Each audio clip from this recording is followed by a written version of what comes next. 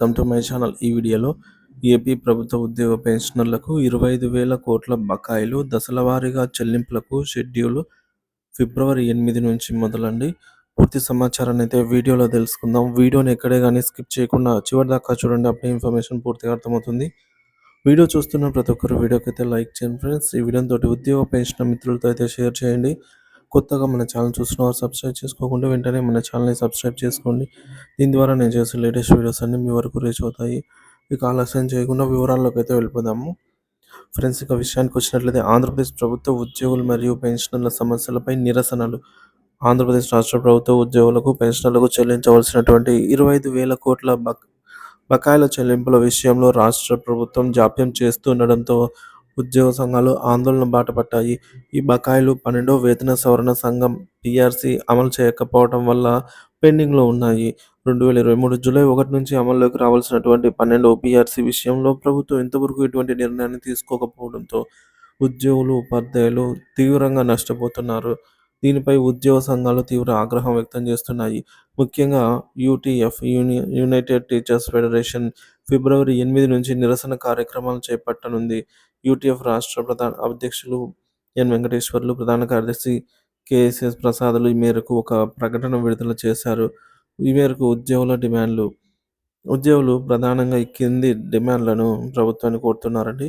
12వ PRC commission chairman తక్షణమే నియమించాలి. ఉద్యోగోపాధ్యాయులు చెల్లించాల్సిన 25,000 కోట్ల రూపాయల బకాయిలను వెంటనే చెల్లించడానికి ఒక రోడ్ మ్యాప్ను ప్రకటించాలి. 2024 సెప్టెంబర్ 1 నాటికి నియామక ప్రక్రియ పూర్తయిన ఉద్యోగులు, ఉపాధ్యాయులకు పాత పెన్షన్ విధానాన్ని అమలు చేయాలి. 12వ పీఆర్సీ అమలు ఆలస్యమవుతున్నందున మధ్యంతర భృతి 30% ప్రకటించాలి. ఈ డిమాండ్లపై ప్రభుత్వం వెంటనే స్పందించాలని, లేని పక్షంలో నిరసనలు మరింత తీవ్రతరం చేస్తామని యూటీఎఫ్ హెచ్చరించింది. నిరసన కార్యక్రమాలు. ఫిబ్రవరి 8 నుంచి యూటీఎఫ్ ఆధ్వర్యంలో రాష్ట్ర వ్యాప్తంగా నిరసన కార్యక్రమాలు చేపట్టనున్నారు. సోమవారం విజయవాడలో యూటీఎఫ్ రాష్ట్ర కార్యాలయంలో జరిగిన సమావేశంలో ఈ నిర్ణయం తీసుకున్నారు. ఈ సమావేశంలో రాష్ట్ర గౌరవ అధ్యక్షులు శ్రీనివాసరావు, సహ అధ్యక్షులు కె. సురేష్ తదితరులు పాల్గొన్నారు. ప్రభుత్వ స్పందన.